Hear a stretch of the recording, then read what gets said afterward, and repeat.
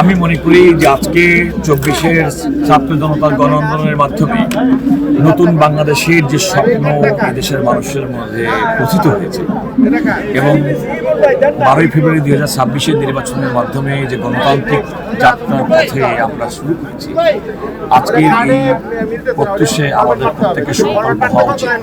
যে প্রত্যাশা বাংলাদেশের মানুষ এতদিন করেও কখনো পূরণ হয়নি, আমরা সেই পূরণের দিকে এগিয়ে যাব। এবং ইতিমধ্যে নতুন সরকারের যাত্রা শুরু হয়েছে, বাংলাদেশের মানুষের প্রত্যাশার মাত্রা বেড়েছে এবং আমি মনে করি আমরা যে যার অবস্থান থেকে আছি সেই অবস্থান থেকে আমাদের এই প্রত্যাশা পূরণে জনগণের কাঙ্ক্ষিত বাংলাদেশ করাই হবে আমাদের মূল লক্ষ্য। এবং সে মর্মে আমি দেশবাসীকে অনুরোধ করব, যারা বিভিন্ন দায়িত্ব আছেন তাদেরকে অনুরোধ করব যে আপনারা স্ব অবস্থান থেকে আপনারা আপনাদের ভূমিকা রাখুন। হচ্ছে যে বিগত সময়ের যে ফ্যাসিবাদ যে কায়েম হয়েছিল,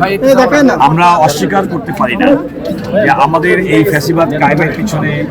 আমাদের আইন অঙ্গন কিংবা বিচার অঙ্গনের কোনো ভূমিকা ছিল না। মানে একটা দীর্ঘদিন পর্যন্ত যে ফ্যাসিবাদী শাসন ব্যবস্থা বাংলাদেশে ছিল,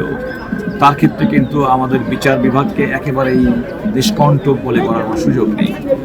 আমরা যারা মনে করি যে নতুন বাংলাদেশে যে যাত্রা শুরু হয়েছে, বিশেষ করে 12 ফেব্রুয়ারি 2026-এর নির্বাচনের মাধ্যমে আমাদের 2024-এর ছাত্র জনতার গণ আন্দোলনের মাধ্যমে নতুন বাংলাদেশের যে অভিপ্রায় আমাদের মধ্যে এসেছে এবং ইতিমধ্যেই অবাধ সুষ্ঠু নিরপেক্ষ নির্বাচনের মাধ্যমে নতুন সরকারের যাত্রা শুরু করেছে জনাব তারেক রহমানের নেতৃত্বে এবং বাংলাদেশের মানুষ এই সরকারের প্রতি আস্থা রাখছে। সুতরাং আমার কাছে যেটা মনে হয় যে এই আস্থাটাকে আমাদেরকে এগিয়ে নিতে হবে এবং অতীতের রাজনীতি কিংবা বিভিন্ন ক্ষেত্রে যারা দায়িত্বশীল ব্যক্তি তাদের যেরকম ব্যর্থতা ছিল, আমরা সেই ব্যর্থতাকে কাটিয়ে আমরা আগামী দিনে এগিয়ে যাব, আমরা সফলতার দ্বার প্রান্তে বাংলাদেশকে পৌঁছাবো এবং বাংলাদেশের মানুষের যে প্রত্যাশা যে একটা ক্ষুধা দারিদ্র্যমুক্ত বাংলাদেশ, একটা স্বাধীন বাংলাদেশ, এবং সেই স্বাধীন বাংলাদেশের বাইরে কিন্তু আমাদের আইন আদালত না।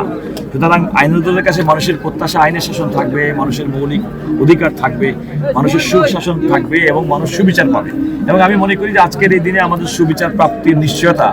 আমরা মানুষকে দিতে চাই আগামী নতুন বাংলাদেশের যে স্বপ্ন মানুষ দেখে তার বাস্তবায়নের মাধ্যমে।